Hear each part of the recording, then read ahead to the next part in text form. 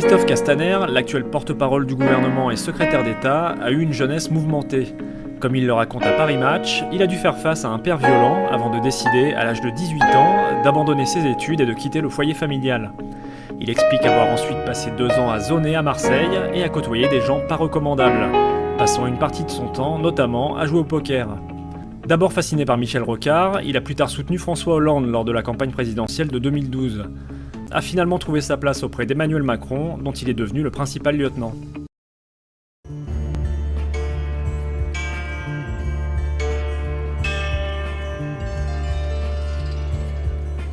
Fuite totalement le terme de violence policière puisque toutes les enquêtes sont ouvertes pour savoir si l'usage de la force a été fait dans un cadre légal et si elle est proportionnée si la riposte est proportionnée à l'attaque qui a été subie. Il y a des journalistes qui sont sur le terrain, ils sont identifiables, on les connaît, on sait qui ils sont, mais ils sont aussi pris à partie.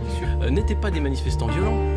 Vous avez ce gamin qui faisait ses courses à Strasbourg, qui a été déscolarisé suite à sa blessure à la mâchoire. Mais enfin, voilà, qui se servent de leurs armes une bonne fois, écoutez, ça suffit. Voilà, il y a un moment où ces espèces de nervis, ces espèces de salopards d'extrême droite ou d'extrême gauche ou des quartiers qui viennent taper du policier, ça suffit. Quartier, il y a peu. Voilà. Quartier, il y a très peu. Regardez, il saigne. C'est honteux.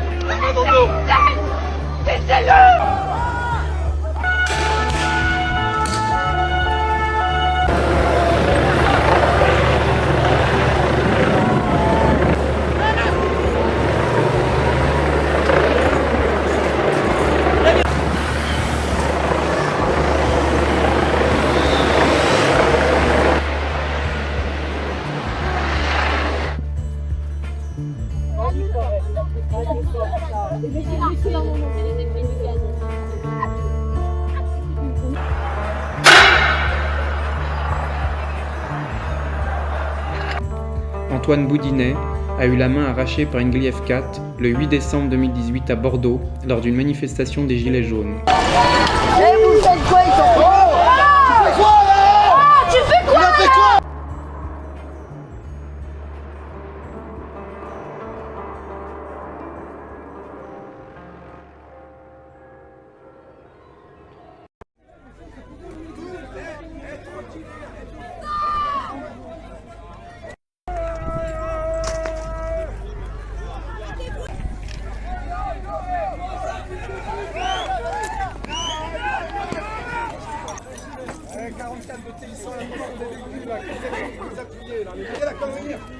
Tout ça, c'est votre faute, bordel!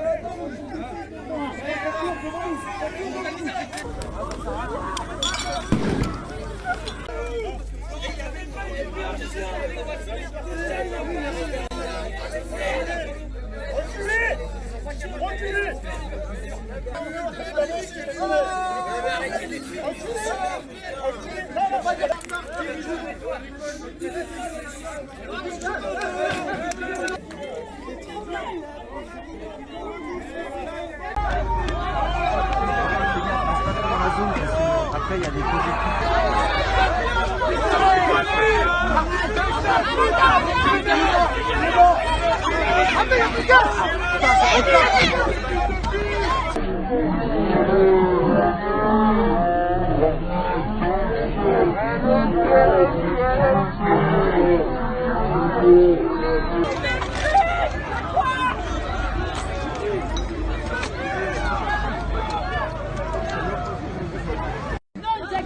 Oh, regardez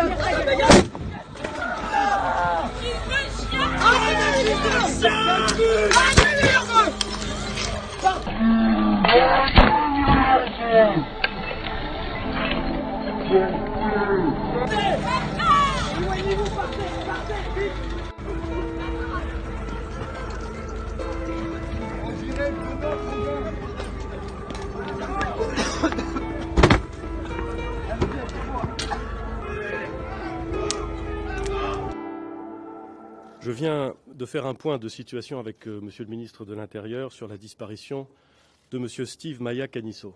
Nous allons dès aujourd'hui rendre public le rapport de l'inspection générale de la police nationale que le ministre de l'Intérieur avait demandé dès le 24 juin dernier.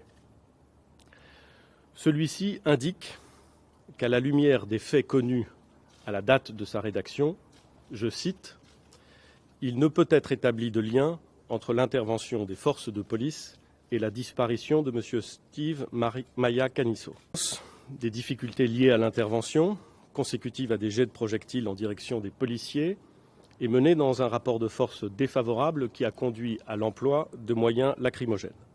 À l'issue du travail de l'inspection générale de la police nationale, des questions restent donc posées.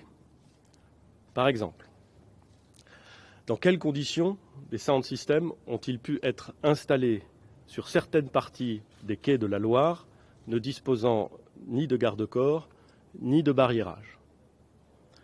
Compte tenu de la proximité immédiate de la Loire et du risque de chute dans le fleuve, les mesures préventives étaient-elles adaptées et proportionnées?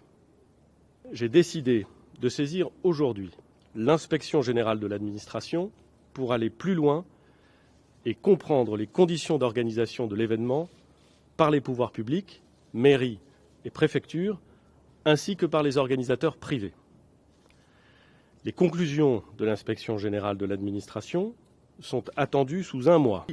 Aux parents de M. Maia Caniço, comme je le dis à tous les Français, l'engagement du gouvernement, celui du ministre de l'Intérieur, mon engagement personnel, c'est de faire toute la lumière sur les causes de ce drame et d'en tirer toutes les conséquences.